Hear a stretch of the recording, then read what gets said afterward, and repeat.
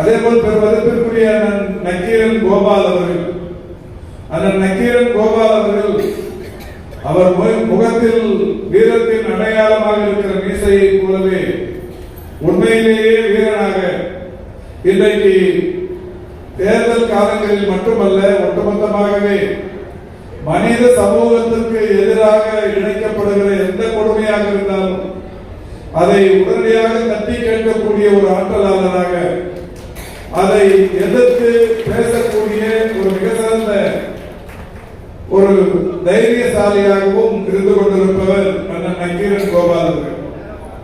அண்மையில் கரூர் சம்பவத்தை கூட ஒரு உண்மையை வெளிப்படுத்தியவர். ஒரு திரைப்படத்திற்காகத்தான் அவ்வளவு கூட்டத்தை ஒரு இடத்தில் கூட்டி அடைத்து வைத்தார்கள். இந்த திரைப்படத்தின் ஷூட்டிங்காகத்தான் இவ்வளவு பெரிய இழப்பு ஏற்பட்டது என்கின்ற செய்தியை முதலில் ஆதாரத்தோடு வெளியிட்ட பெருமதிப்பிற்குரிய நக்கீரன் கோபால் அவர்கள் இன்றைக்கு இந்த நிகழ்ச்சிக்கு வருகை தந்து சிறப்பித்திருக்கிறார்.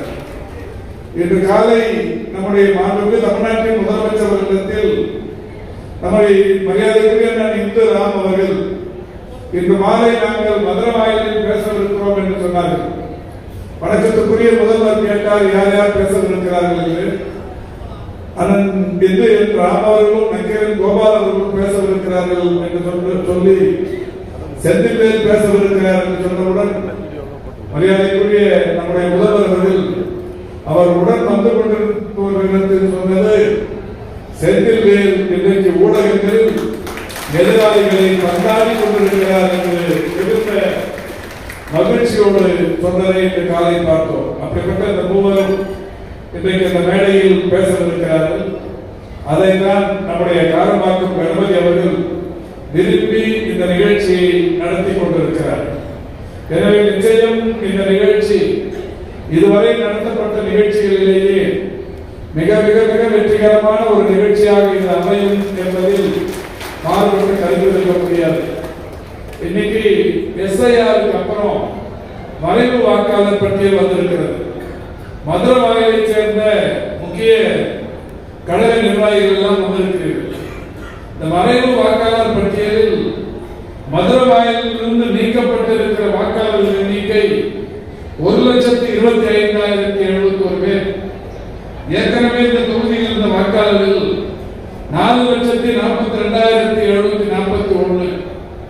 இன்னைக்கு நீக்கப்பட்டு இறுதி வாக்காளர் பட்டியலில் டிராப்ட் ஓட்டர் லிஸ்ட் என்கிற வகையில் இன்றைக்கு வந்திருப்போர் எண்ணிக்கை 3,17,670.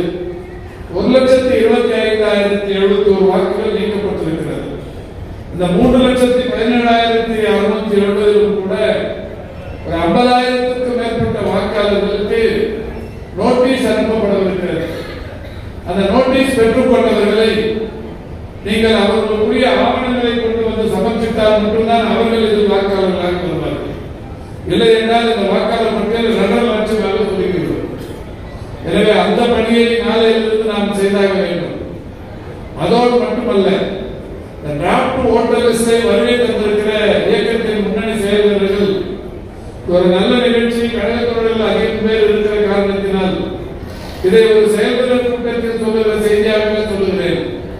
நாளை இந்த வரைவு வாக்காளர் பட்டியலை நம்முடைய சட்டமன்ற உறுப்பினர் பாகவாரியாக பிரித்து பிஎல்ஏ டூக்களிடம் தருவார்.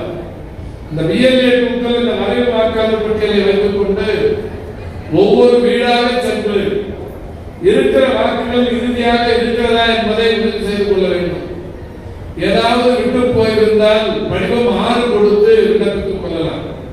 யாராவது வெளியில் போயிருந்தார்கள், நீங்கள் கடந்த முறை போடும்போது அவர் இப்போ இருந்தாருன்னா ஃபார்ம் 6 கொடுத்து சேர்த்துக்கலாம்.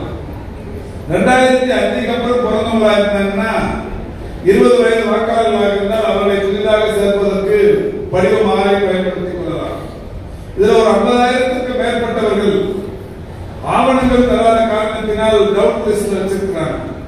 அதை உறுதிப்படுத்தினாங்க. 3 விஷயத்தையும் பண்ணீங்கன்னா மட்டும்தான் பிப்ரவரி 16ஆம் தேதி வர அந்த ஃபைனல் ஓட்டர் லிஸ்ட்ல உங்க பேர் உறுதியா இருக்கு. அதனால இன்னைக்கு அவர் அந்த பிடிஎஃப் எடுத்து லிஸ்ட் போட்டு இன்னைக்கு காலையில கொடுத்துருவாரு. வாங்கின உடனே முதல்ல உங்க வாக்கு இருக்கான்னு பாத்துங்க. குடும்ப உறுப்பினர்களின் வாக்குகள் இருக்காங்கிறத பார்த்து உறுதிப்படுத்திங்க. அக்கம் பக்கத்தில் இருப்பவருடைய வாக்குகள் இருக்கிறதா என்பதை பார்த்துக் கொள்ளுங்கள். அதுக்கப்புறமா அந்த பாகத்தில் இருப்பவருடைய வாக்குகள் எல்லாம் இருக்கிறதா என்பதை உறுதிப்படுத்திக் கொள்ளுங்கள்.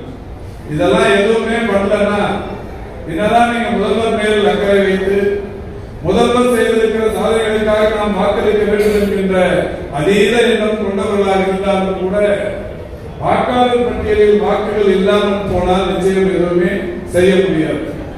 அப்புறம் வாக்குச்சாவடிக்கு முன்னாடி வந்து அழுது கொண்டாலும் ஓட்டு போட முடியாது. அதை இப்ப சரி பண்ணிக்கினா மட்டும்தான் நீங்க நினைச்சதை சாதிக்க முடியும்.